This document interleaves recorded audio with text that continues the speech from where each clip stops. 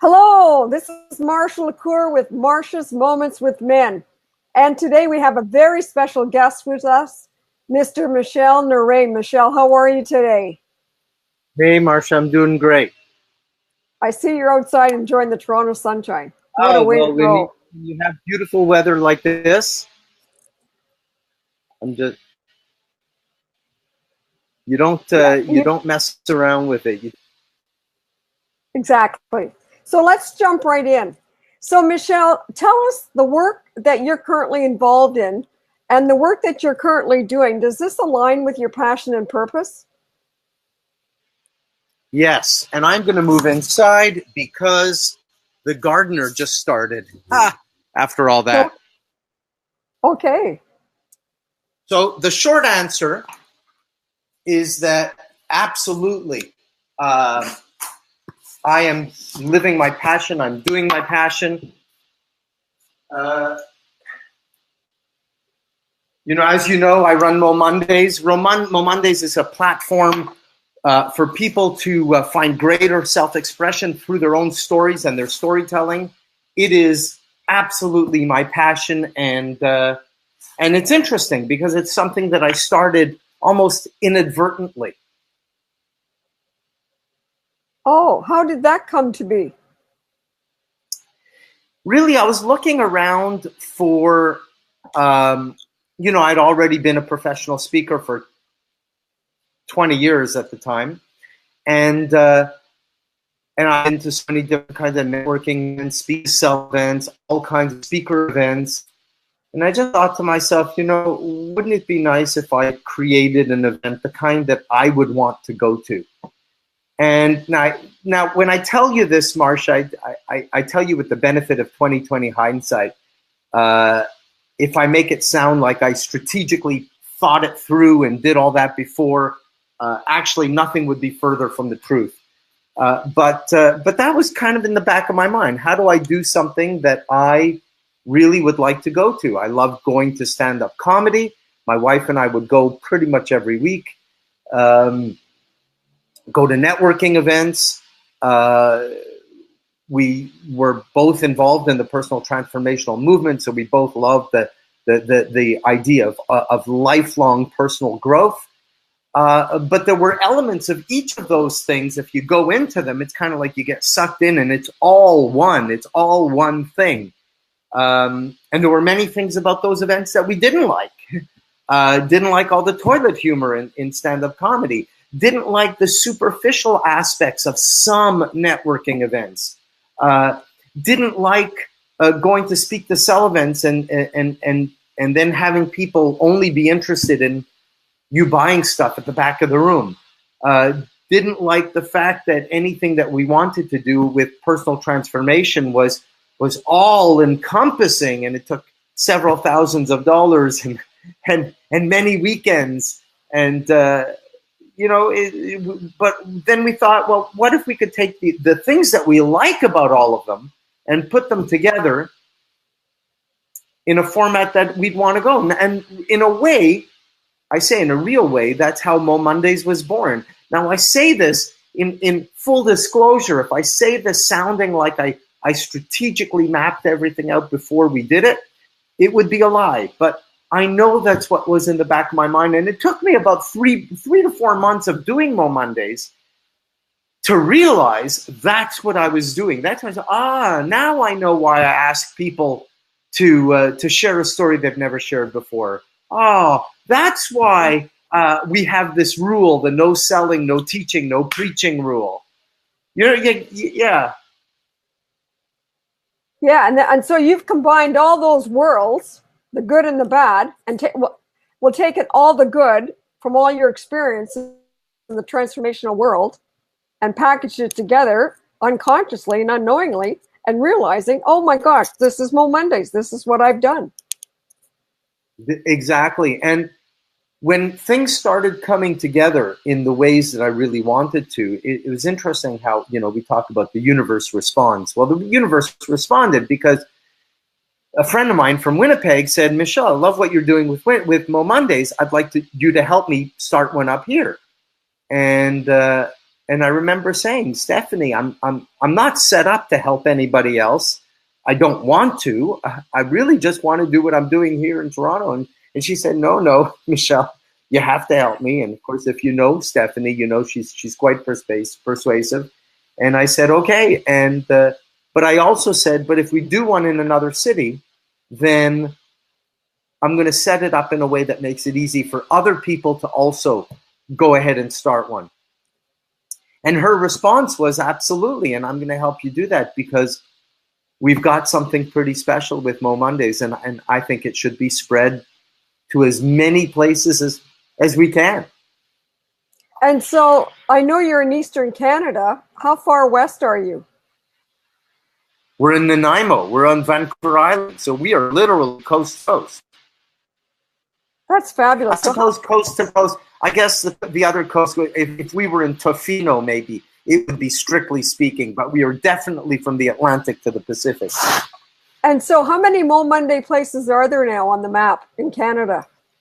There are 14. Oh, wow. Wow. Congratulations. That's fabulous. Yeah, thank you. And so now you're the catalyst behind Mo Mondays. What other kind of work do you do? Like I know you're a storyteller and you also do formal training for people in speaking. Yeah. Well, so I should say that maybe before I started Mo Mondays, I was a professional speaker, a motivational speaker. I speak on the and I still speak on the topic of differentiation. I help companies and their employees figure out what makes them unique, better, different, so that they could be more productive, so they could stand out in the market, so they could be remembered in sales presentations, and so on and so on. That's what I had been doing for years and years and years. And in fact, it still is the lion's share of what I do.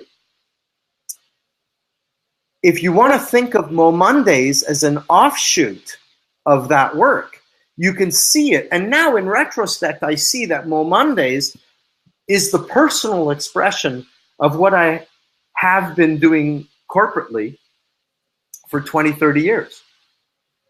So in the core, they're both rooted in the same passion, which is helping companies, individuals, all kinds of entities really figure out what makes them great, where is their greatest value add to the world, what makes them so good, and why other people would want to do business with them or or have a relationship with them.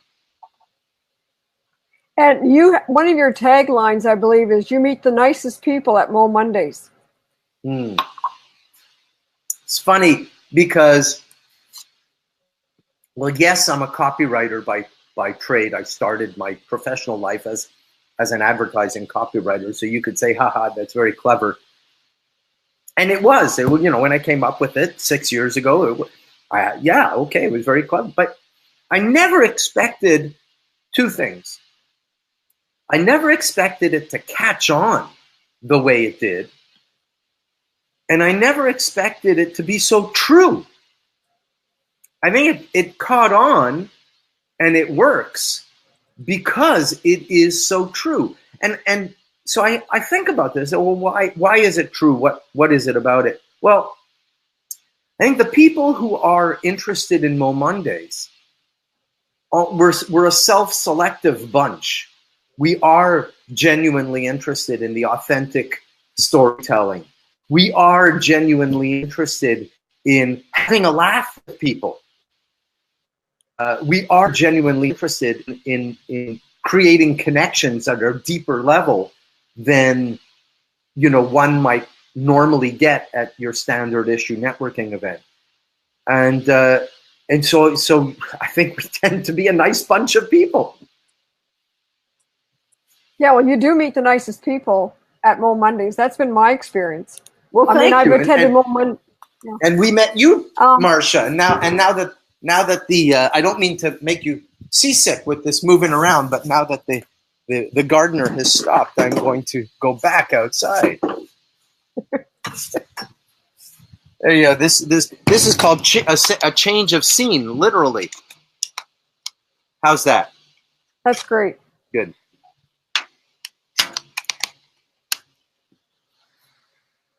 Yeah, you do meet the nicest people at Mo Mondays. I've been to more than Toronto, Mo Mondays in Yeah. Barrie, Mo Mondays in, I think, Hamilton, Well, a few others. and I've got the T-shirt to prove it. Yeah, there you go. Jeez. So why did you get into this type of work in the first place? So that's a very long and involved question that may require, weeks of therapy. I'm not sure, or months of therapy, or maybe years of therapy. Okay, so But keep it short. well, I think there are a few things when we look into our own backgrounds. It's funny. I heard a life insurance salesperson of all people say something that really resonated with me at a recent conference that we both spoke at. And he said the things that you experience as a child have a way of coming back 30 years and influencing your direction in life. And it is so true. And I think for many, many people, we tend to ignore those kinds of influences or overtly or not give them enough credibility than I think that they really have. And in my case, I think it's having grown up as a child of a Holocaust survivor. I was in Auschwitz. My father, as a Persian Jew, spent in World War fighting in the French Foreign Legion, of all places. And, I think I grew up with a real strong of never be afraid of who you really are. Always be proud of who you are, and that's who I am. And growing up in Montreal as a little French Jewish kid in an English Protestant school in a French Catholic province, it didn't matter what kids I hung out with. I always had to make this decision internally: do I just try to blend in? Because it didn't matter which group of kids I hung out with. I was always the odd kid out. And because of the experience, I just never wanted to hide it, any part of me. So when you think, even my corporate work, it's about bringing out the truth of the individual or organization into the open. And for many of us, it's invisible to us because we're almost too close to it. We don't take some the sensitivity to it to help bring it out. And here's what else is interesting about this is I considered myself a branding expert, a communications expert, and really I focused on differentiation. Now, I didn't call myself that when I was doing my work as a marketing consultant, but it was my clients who said to me time and time and time again, said, Michel, you brought out our truth quicker than I ever worked with. How did you do that? And for the longest time, I'd shrug my shoulders and I'd say, I do.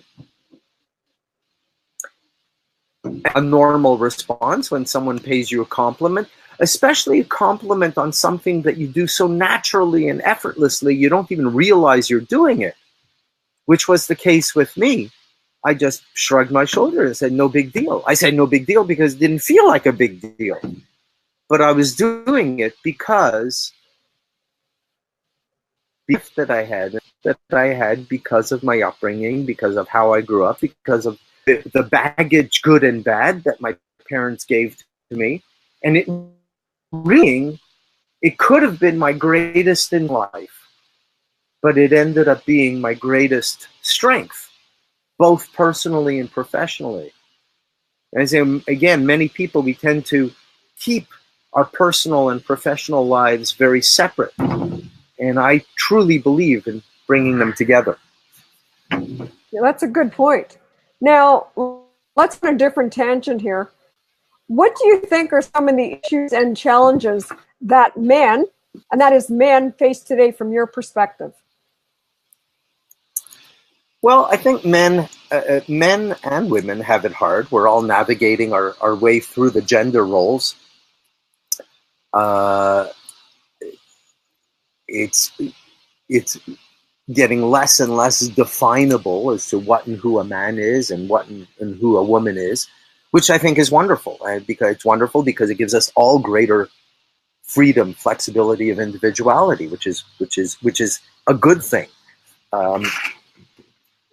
But at the same time, it becomes more complicated because there are too many options, and some of us are more hardwired by our upbringing in terms of the gender roles than others, and others. So, how we treat each other. So I think there are a myriad of complexities feeding into it. And I think the one,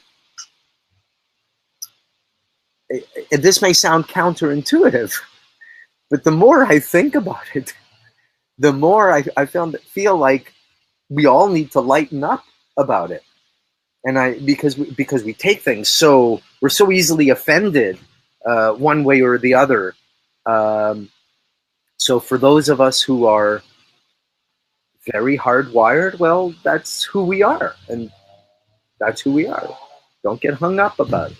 And for those of us who aren't, and we're navigating our way, and we want to express ourselves in a different way, or we're looking for a partner that fits a set of criteria that is right for us, and some of us are more aware of it than others, and it's all good. We're all good. We are all who we are, and that includes being somewhere, on the self-awareness scale, and so I think it would serve the world if we just were all lightened up a little bit about these questions. That makes sense to you, Marsha? That makes a lot of sense. Now, finally, what is one powerful tip that you want to leave for men? What's one powerful tip that you have for men today? So I think the powerful tip that I have for men is just as applicable to women, and that is, I mentioned this a little earlier when I said, to keep the personal and the professional quite separate. I would say, don't be afraid to bring them together. Afraid to look back at the child that you were and ask yourself, what did I learn that I am actually using unconsciously, possibly, but unconsciously today in my professional life? And how does that give me an advantage over the way that things are normally done in my industry, in my life?